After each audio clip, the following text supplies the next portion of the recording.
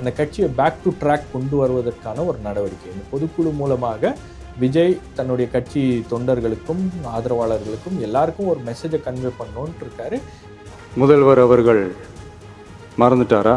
அவங்க அதுலேருந்து மீண்டு வர்றதுக்கே அவங்களுக்கு வந்து இவ்வளோ நேரம் ஆயிருக்கு. இப்போ ஃபைனலாக வந்திருக்காங்க. என்னன்னா இனி வரக்கூடிய நாட்களில் அந்த போட்டி அப்படின்றது நமக்கும் திமுகவுக்கும் தான் இருக்கும் அப்படின்னு அது ரொம்ப விகரஸாக இருக்கும்.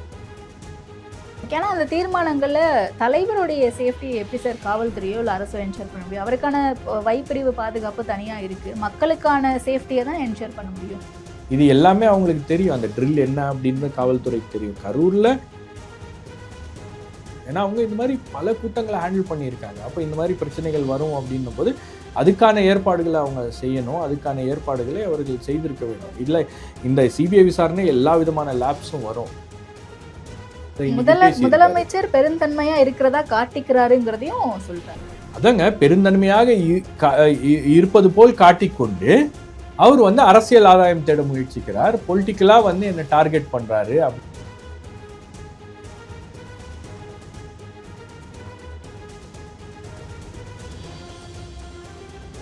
ஆச்சி அதிரசமா விடுங்க, கையில தட்டி சூடான எண்ணெயில பொரிச்சா அதிரசம் ரெடி.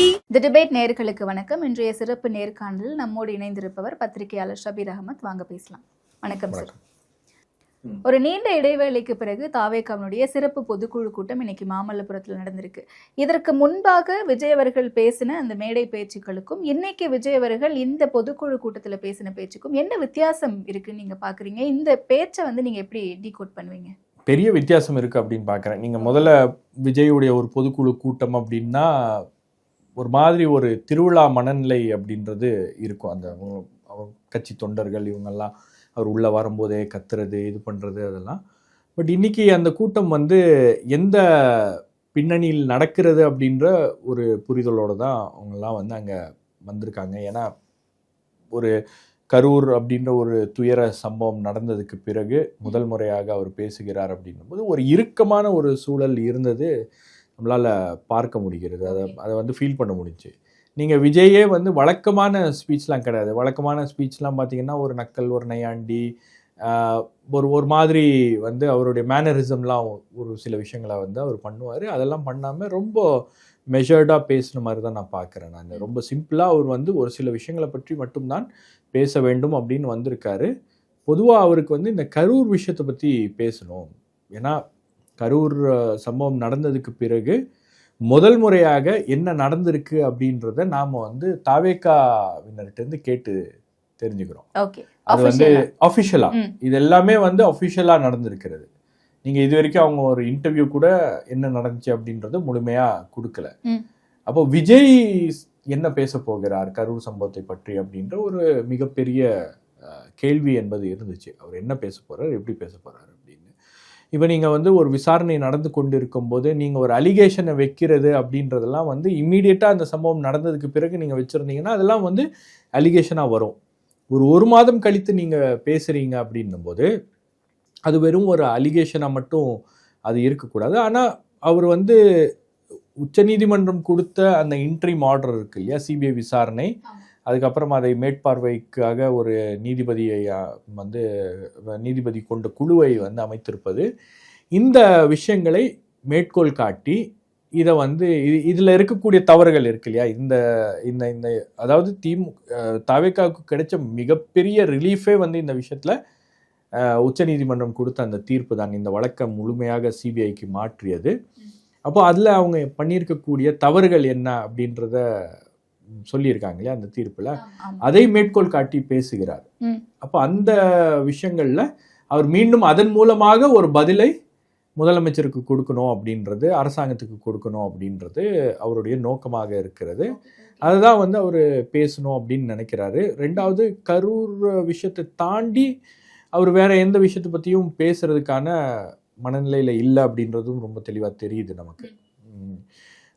2-3 விஷயங்கள் வந்து இந்த பொதுக்குழுவில் நடந்திருக்கு. ஒன்று என்னன்னா, கூட்டணி அப்படின்ற ஒரு பேச்சு இருக்கு இல்லையா இந்த கரூர் சம்பவத்துக்கு பிறகு, அதற்கு முழுமையாக ஒரு முற்றுப்புள்ளி வைக்க வேண்டும் அப்படின்றது ஒரு நோக்கம். அப்போ முதலமைச்சர் வேட்பாளர் விஜய் தான் அப்படின்றத மறுபடியும் ரீஇன்ஃபோர்ஸ் பண்ணுறாரு. ரெண்டாவது, இந்த கரூர் சம்பவத்துக்கு பிறகு அதிமுகவுக்கு ஓரளவுக்கு அட்டென்ஷன் கிடைக்குது, அதிமுக கவனிக்கப்படுகிறது அப்படின்ற ஒரு தோற்றம் உருவாகுது இல்லையா? அதை உடைச்சு 2026 அப்படின்றது தாவேகா திமுக இடையேயான அந்த போட்டி தான் அப்படின்றத மறுபடியும் வந்து அவர் ரீஇன்ஃபோர்ஸ் பண்றாரு, மறுபடியும் அதை உறுதிப்படுத்தணும்னு நினைக்கிறாரு, அதை மறுபடியும் அவர் சொல்றாரு. ஸோ இந்த இந்த இந்த இந்த கூட்டத்தில் சொல்லியிருக்கலாமா, அவர் இன்னும் சில விஷயங்களை பற்றி பேசியிருக்கலாம், இன்னும் மனம் திறந்து சில விஷயங்களை பேசியிருக்கலாம் அப்படின்னு. பட் அவர் இன்னும் பல பிரச்சனைகளை பற்றி பேசியிருக்கலாம். அதாவது இந்த ராம்சார் நிலம் பிரச்சனையாக இருக்கட்டும், அல்லது இந்த முனிசிபல் கார்ப்பரேஷன் டிபார்ட்மெண்ட்டில் நடந்த அந்த ஊழல் பற்றியாக இருக்கட்டும், இதை பற்றியெல்லாம் அவர் பேசியிருக்கலாம், கேள்விகளை எழுப்பியிருக்கலாம். பட் அவர் முழுக்க முழுக்க கரூரை பற்றி மட்டும் பேசணும் அப்படின்னு நினச்சிருக்காரு. ஏன்னா நீங்கள் கரூரை பற்றி மட்டும் பேசுனீங்க அப்படின்னா அது ஓகே, அண்டர்ஸ்டாண்டபிள். நீங்கள் கரூருக்கு மட்டும் பாருங்கள் 2 நிமிஷம் மட்டும் பேசியிருக்காரு அப்படின்ற மாதிரி விமர்சனமும் வந்துவிடக்கூடாது அப்படின்றதுக்காக மேபி கரூர் மட்டும் பேசணும் அப்படின்னு அவர் இது பண்ணியிருக்காரா அப்படின்னு நான் நினைக்கிறேன். ஏன்னா ஒரு மாதிரி அவருடைய வழக்கமான அந்த உரை இல்லை.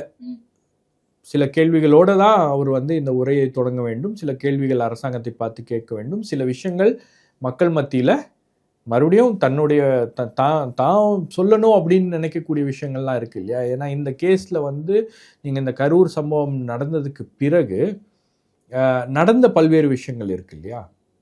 அது எல்லாமே வந்து சில சந்தேகங்களை அவங்களுக்கு எழுப்பியிருக்கு. அப்போ அதை காரணம் காட்டி தான் அவங்க இந்த விஷயங்கள்லாம் பேசுகிறாங்க. இதுதான் என்னை பொறுத்த வரைக்கும் அந்த கூட்டம் ஒரு ஒரு சம்பவம், மிகப்பெரிய சம்பவம் நடந்திருக்கிறது. அது தாவேகாவுக்கு ஒரு மிகப்பெரிய பின்னடைவாக அமைந்திருக்கிறது. அத்தோட தாவேகா வந்து மறுபடியும் அதை பேக் டு ட்ராக் கொண்டு வரணும். ஒரு தேர்தல் நடக்கின்ற ஒரு சமயத்தில் 2026 தேர்தலை நோக்கி அவங்க தயாராகி போய் கொண்டு இருக்கும்போது ஒரு மிகப்பெரிய பின்னடைவு.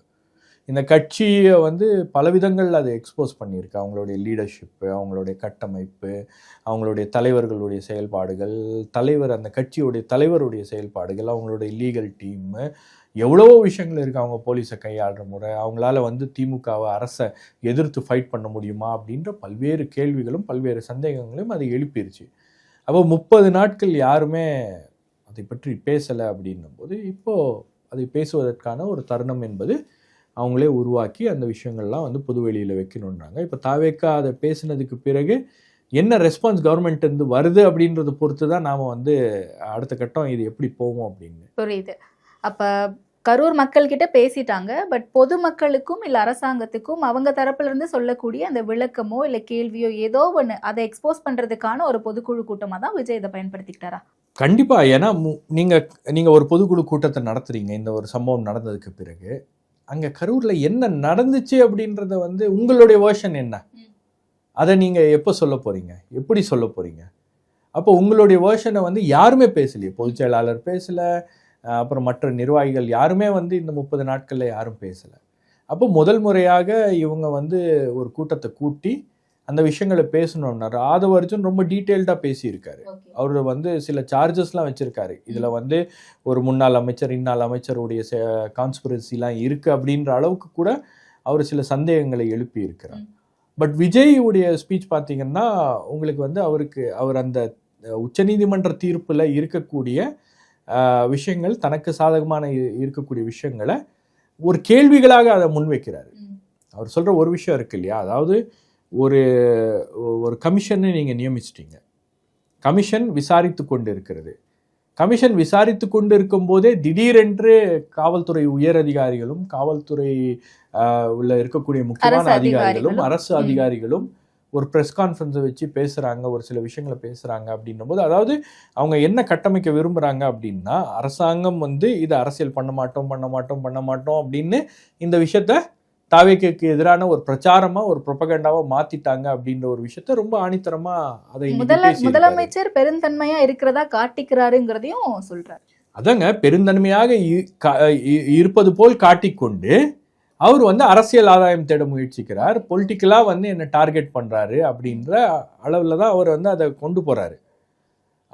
அவர் வந்து அதை ஒரு குற்றச்சாட்டாக கூட வைக்கல. அவர் என்ன சொல்கிறாரு, முதலமைச்சர் வந்து இதில் நாங்கள் அரசியல் பண்ணலை அப்படின்லாம் சொல்லிட்டு நீங்கள் வந்து இதை அரசியல் பண்ணுறீங்க அப்படின்றதான் பேசுகிறாரு. இதுக்கான இன்னொரு விஷயம் பார்த்தீங்கன்னா, ஆதவ அர்ஜுனா ஸ்பீச்சில் அது இருக்குது. நீங்கள் வந்து ஒரு வீடியோ வெளியிடுறீங்க, நாங்கள் இதை அரசியல் பண்ண விரும்பலை, யாருமே இதை வந்து விரும்ப மாட்டாங்க, கட்சி தொண்டர்கள் வந்து இந்த மாதிரி ஒரு நிகழ்வில் அவங்களுக்கு ஒரு அசம்பாவிதம் நடக்கணுன்றது எந்த கட்சி தலைவரும் அதை விரும்ப மாட்டார்கள் அப்படின்ற ஒரு விஷயம் அப்படின்றது. இதை வந்து முதலமைச்சர் பேசுகிறார். ஆனால் கட்சியுடைய அஃபிஷியல் பத்திரிகையில் விஜய்தான் கொலையாளி அப்படின்ற அளவுக்கு அது எழுதப்படுகிறது அப்படின்னும் போது அந்த விஷயங்களை மேற்கோள் காட்டி பேசும்போது அப்போ இவங்க இந்த விஷயங்கள்லாம் சொல்லும்போது மக்கள்கிட்ட அந்த கேள்விகள் எழ வேண்டும் அப்படின்ற ஒரு நோக்கத்தோடு தான் இதை சொல்றாங்க.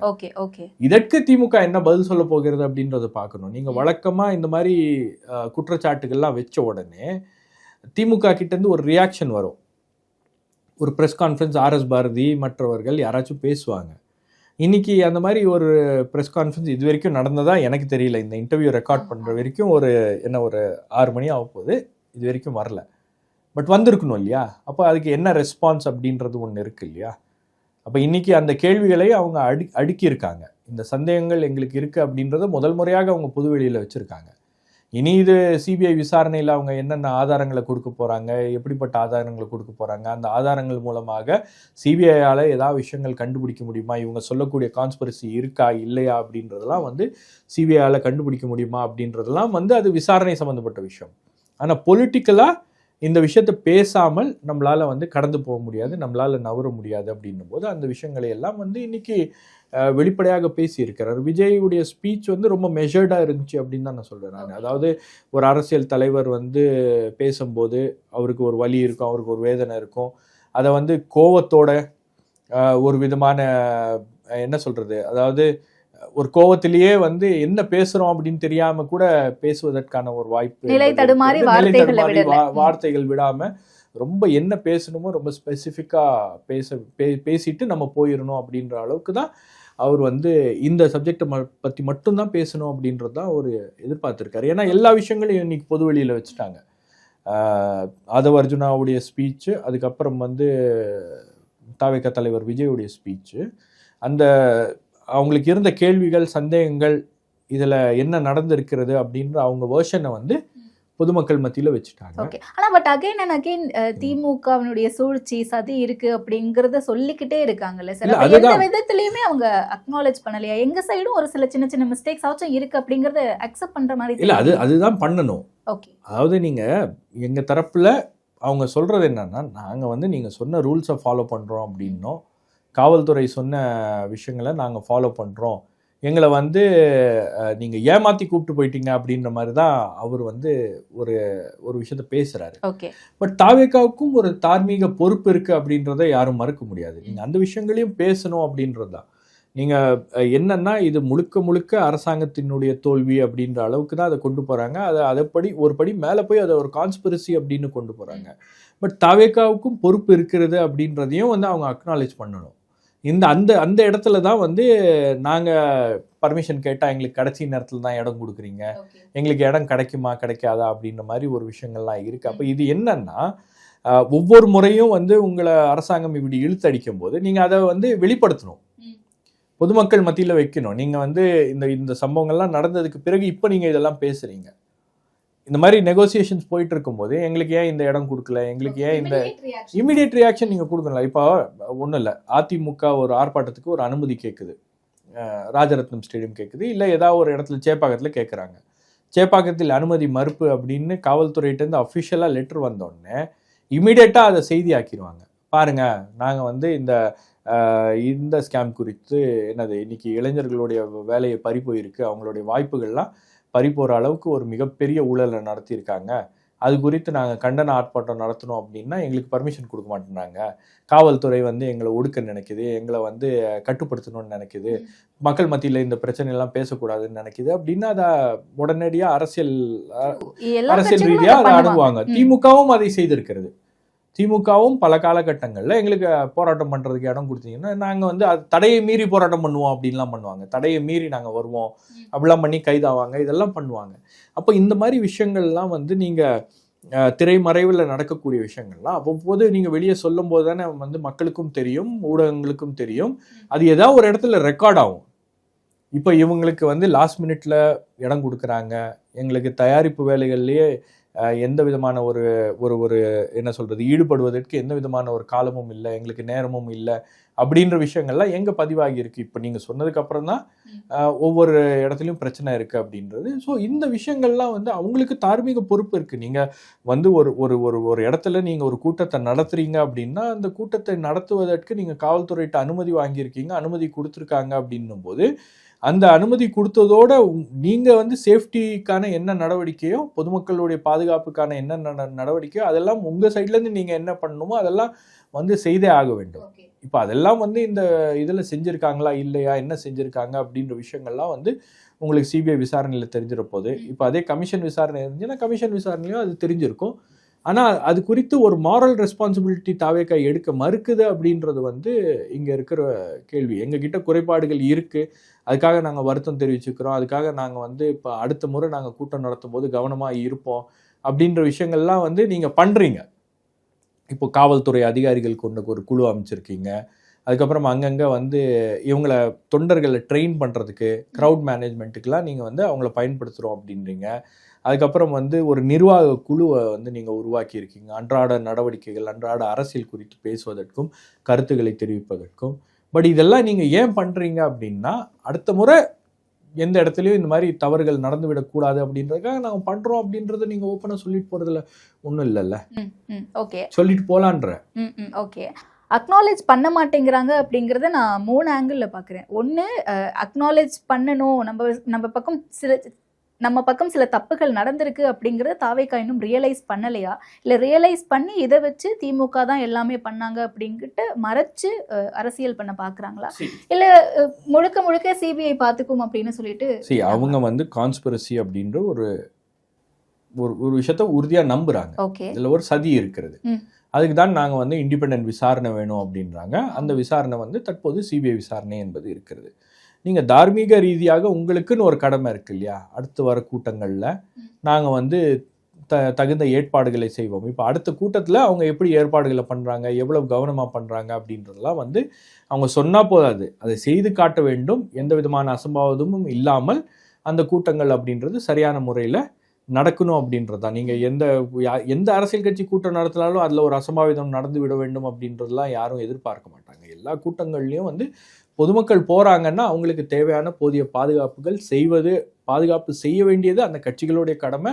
அதே மாதிரி காவல்துறைக்கும் அந்த ரெஸ்பான்சிபிலிட்டி இருக்குது. நீங்கள் 500 காவலர்களை நாங்கள் அனுப்பிட்டோம், அத்தோட எங்கள் கடமை முடிஞ்சிருச்சு அப்படின்லாம் கிடையாது. நீங்கள் அதை அசஸ் பண்ணணும், ரியல் டைமில் அசஸ் பண்ணணும். ஏன்னா காவல்துறை தான் அதை வந்து தொடர்ந்து, அதுதான் அவங்களுடைய பணி. அங்கே கூட்டம் வந்து கூடிட்டே இருக்குது, நேரம் ஆக ஆக கூட்டம் கூடுது அப்படின்னா அங்கே வந்து என்னென்ன விதமான பிரச்சனைகள் வரும் அப்படின்றதெல்லாம் வந்து காவல்துறைக்கு தெரியும்.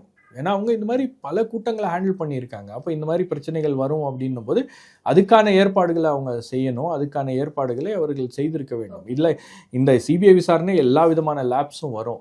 பட் என்னன்னா ஒரு இடத்துல நீங்கள் அந்த தார்மீக பொறுப்பை நீங்கள் எடுத்துக்கிட்டு அதை எப்படி ரெக்டிஃபை பண்ண போகிறீங்க அப்படின்றத அவங்க வேணா மேபி வெளிப்படையாக பேசாமல் இருக்கலாம். பட் அடுத்தடுத்த கூட்டங்களில் அவங்க செய்வதற்கான நடவடிக்கைகளை அவங்க எடுக்கிறாங்க அப்படின்றதும் நம்மளால் பார்க்க முடிகிறது. நீங்கள் கூட்டத்தை கட்டுப்படுத்துவதற்கும் அவருடைய பாதுகாப்பை உறுதி செய்ய வேண்டும், அங்கே வர பொதுமக்களுடைய பாதுகாப்பை உறுதி செய்ய வேண்டும் அப்படின்றதெல்லாம் தீர்மானங்களில் நிறைவேற்றியிருக்காங்க. அப்போ இந்த விஷயம் அவங்களுக்கும் வந்து புரிந்திருக்கிறது, தெரிந்திருக்கிறது.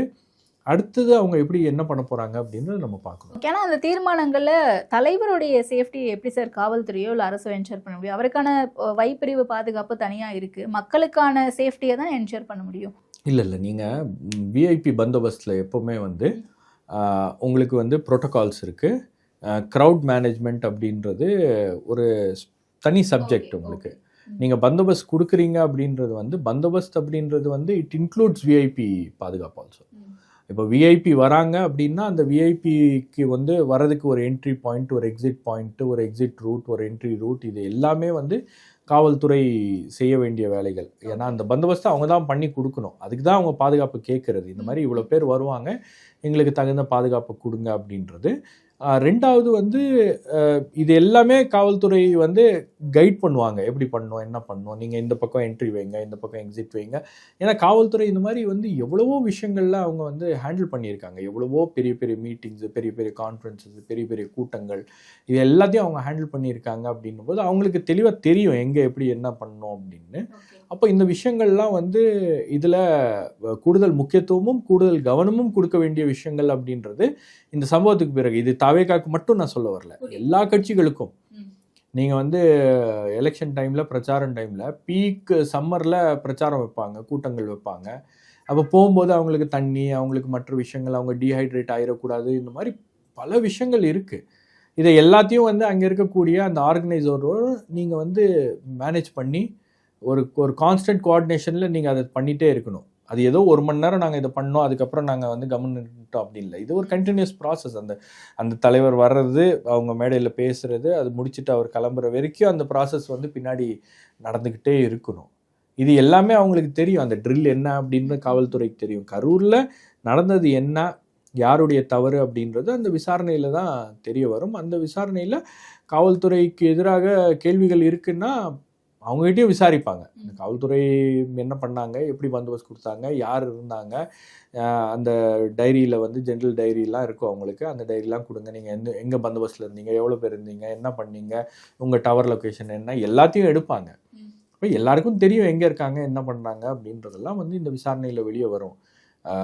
மோஸ்ட்லி என்னை பொறுத்த வரைக்கும் சிபிஐ விசாரணை வந்து எவிடன்ஸோட தான் அவங்க வந்து பல விஷயங்களை அணுகுவாங்க. ஏன்னா ஒரு சயின்டிஃபிக் எவிடன்ஸோட அப்ரோச் பண்ணுறது தான் இந்த மாதிரியான கேசஸில் சரியாக இருக்கும்.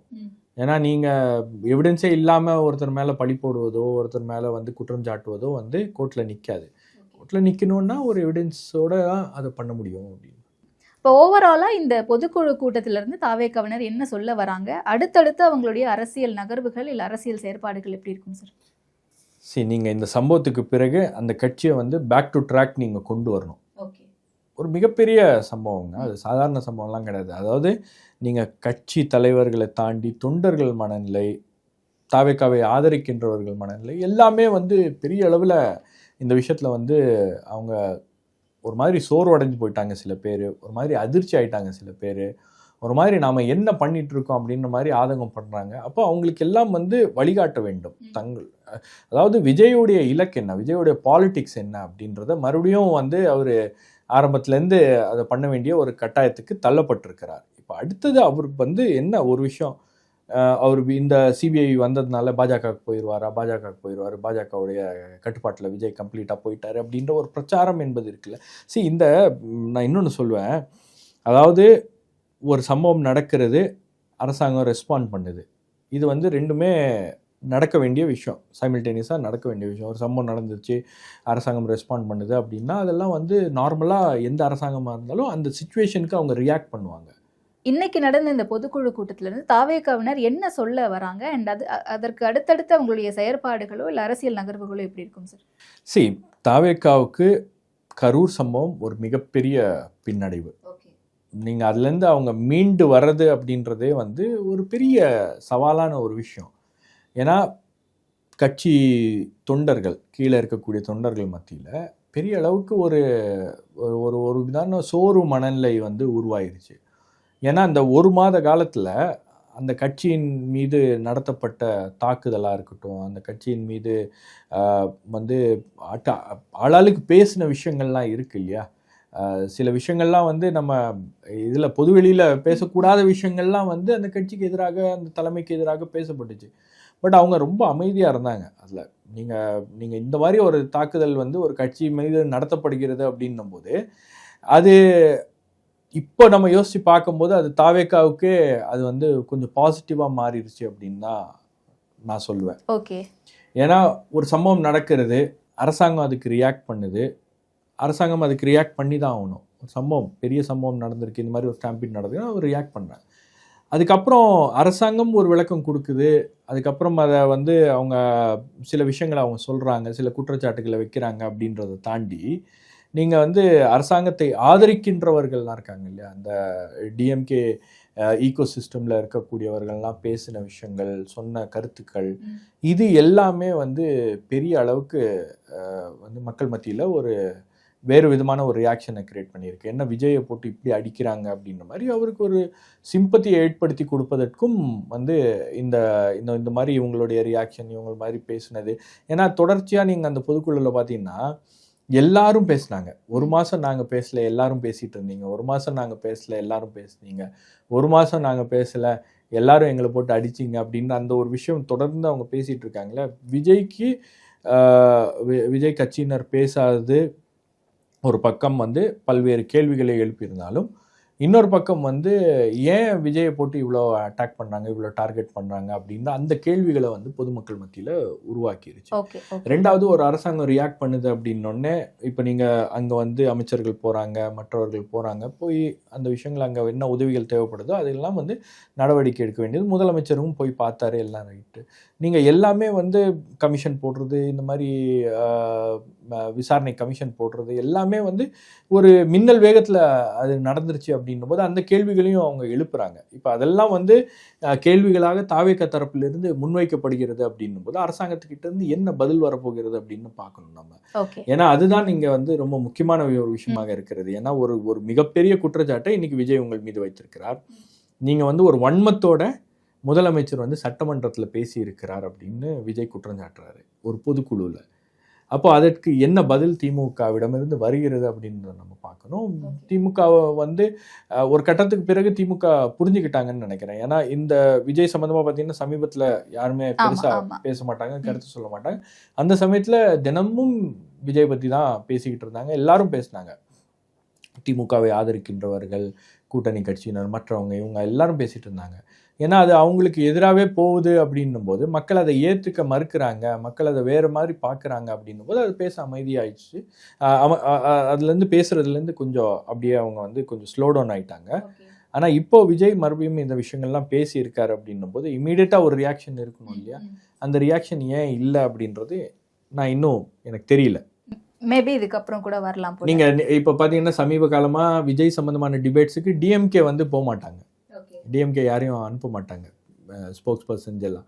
இன்றைக்கி வந்து டைரெக்டாகவே முதலமைச்சருக்கு எதிராக ஒரு குற்றச்சாட்டு வச்சுருக்காரு. முதலமைச்சர் வந்து அரசியல் செய்ய மாட்டேன்னு ஒரு வன்மத்தோட முதலமைச்சர் வந்து சட்டமன்றத்தில் பேசினார். முதலமைச்சர் சட்டமன்றத்தில் பேச வேண்டியது முதலமைச்சருடைய கட்டாயம். முதலமைச்சர் சில தகவல்களை சட்டமன்றத்தில் கொடுக்க வேண்டியது அவருடைய கட்டாயம்.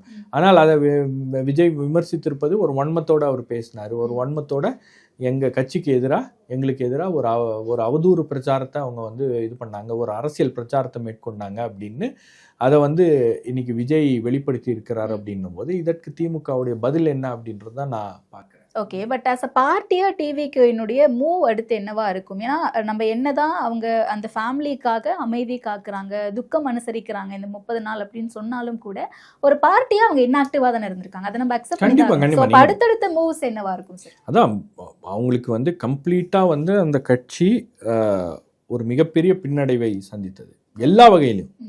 நீங்கள் வந்து லீடர்ஷிப் ரோல் கொஸ்டின் ஆச்சு, செகண்ட் லைன் லீடர்ஸ் எங்கே இருக்காங்க, அவங்களுடைய ரோல் என்ன, கட்சியுடைய கட்டமைப்பு என்ன, கட்சியோடைய தொண்டர்கள் எங்கே, கட்சியோடைய தொண்டர்கள் ஏன் களத்துக்கு போகல அப்படின்னு எல்லா விஷயங்களும் கொஸ்டின் ஆச்சு. கட்சியிலேருந்து ஒரு அறிக்கை வரல, ஒரு ட்வீட் வரல அப்படின்னு எல்லா விஷயங்களும் கொஸ்டின் ஆகும்போது ஒட்டுமொத்தமாகவே வந்து ஒரு டிஸ்அட்வான்டேஜ் பொசிஷனுக்கு அவங்க போயிட்டாங்க. அவங்க அதுலேருந்து மீண்டு வர்றதுக்கே அவங்களுக்கு வந்து இவ்வளோ நேரம் ஆயிருக்கு. அதை எப்படி அனலைஸ் பண்ணி அதுலேருந்து எப்படி சரி பண்ணி நம்ம என்னென்ன விஷயங்களை பண்ணி நம்ம வெளியே வர்றது அப்படின்னு இப்போ ஃபைனலாக வந்திருக்காங்க. இந்த பொதுக்குழு அப்படின்றது வந்து மீண்டும் அவங்க வந்து அந்த கட்சியை பேக் டு ட்ராக் கொண்டு வருவதற்கான ஒரு நடவடிக்கை. இந்த பொதுக்குழு மூலமாக விஜய் தன்னுடைய கட்சி தொண்டர்களுக்கும் ஆதரவாளர்களுக்கும் எல்லாருக்கும் ஒரு மெசேஜை கன்வே பண்ணோன்ட்டு இருக்காரு. என்னன்னா இனி வரக்கூடிய நாட்களில் அந்த போட்டி அப்படின்றது நமக்கும் திமுகவுக்கும் தான் இருக்கும் அப்படின்னு அது ரொம்ப விகரஸாக இருக்கும். அப்போது இனி வரக்கூடிய காலங்களில் திமுக மீதான அந்த ரியாக்ஷன் அப்படின்றது, அந்த அரசியல் அப்படின்றது ரொம்ப கடுமையாக பண்ணும், ரொம்ப கூர்மையாக நாம் அதை செய்வோம் அப்படின்ற அந்த விஷயங்களை வந்து அவர் இன்னைக்கு பதிவு செய்திருக்கிறார். டிஎம்கேவை நாங்கள் கொஸ்டின் பண்ணிகிட்டே இருப்போம், எந்த விதத்துலையும் நீங்கள் தீர்மானங்களாக இருக்கட்டும் அல்லது இதுவாக இருக்கட்டும், எங்களுடைய அரசியல் எதிரி திமுக, ஆகவே நாம் திமுகவுக்கு எதிரான ஒரு அரசியலை கையில் எடுக்க போகிறோம் அப்படின்னு. இதில் என்ன ரொம்ப சேட் பார்ட் அப்படின்னா இந்த கரூர் சம்பவத்துக்கு பிறகு மீண்டும் அதிமுகவுக்கு ஒரு வாய்ப்பு கிடைச்சு நாம் வந்து ஏதாவது ஒன்று பண்ணிட முடியுமா, விஜய் கூப்பிட முடியுமா, விஜய் நம்ம கூட கூட்டணிக்கு வரமாட்டாரா அப்படி இப்படின்ட்டுலாம் சொல்லி புள்ளியார் சொல்லி போட்டாங்க, இது பண்ணிட்டாங்க அது பண்ணிட்டாங்க அப்படின்னு பேசினோடனே அது அதிமுகவை ரொம்ப பலவீனப்படுத்திடுச்சு. இன்னைக்கு அதிமுக பாஜக கூட்டணி டேக் ஆஃப் ஆகாது, தாவேகா வந்தால் தான் டேக் ஆஃப் ஆகும் அப்படின்ற ஒரு மூடை வந்து திரு இபிஎஸ் அவர்கள் அவருடைய பேச்சு மூலமாக செட் பண்ணிட்டாரு. இது வந்து ரொம்ப பிரச்சனைக்குரிய ஒரு விஷயம் அதிமுகவுக்கு. எங்கேயாச்சும் அதிமுக தன்னை மிஞ்சி முன்னுக்கு போயிருமோ அப்படின்றதால விஜய் 2026 தேர்தல் நமக்கும் திமுகவுக்கும் தான் ஃபைட் அப்படின்ற விஷயத்த மறுபடியும் ரீஇன்ஃபோர்ஸ் பண்ணுறாரு. மறுபடியும் அந்த இடத்துக்கு கட்சியை நகர்த்துறாரு. அந்த தன்னம்பிக்கையோட நான் நிற்க போகிறேன், எல்லோரும் என் கூட நில்லுங்க அப்படின்ற ஒரு விஷயத்த அவர் ரொம்ப ஸ்ட்ராங்காக கன்வே பண்ணுறாரு. ஓகே, ஸோ என்ன நடக்கும் அப்படிங்கிறத பொறுத்திருந்து பார்க்கலாம். ஒரு டீட்டெயில்டு அனாலிசிஸ் கொடுத்தீங்க. Thank you so much.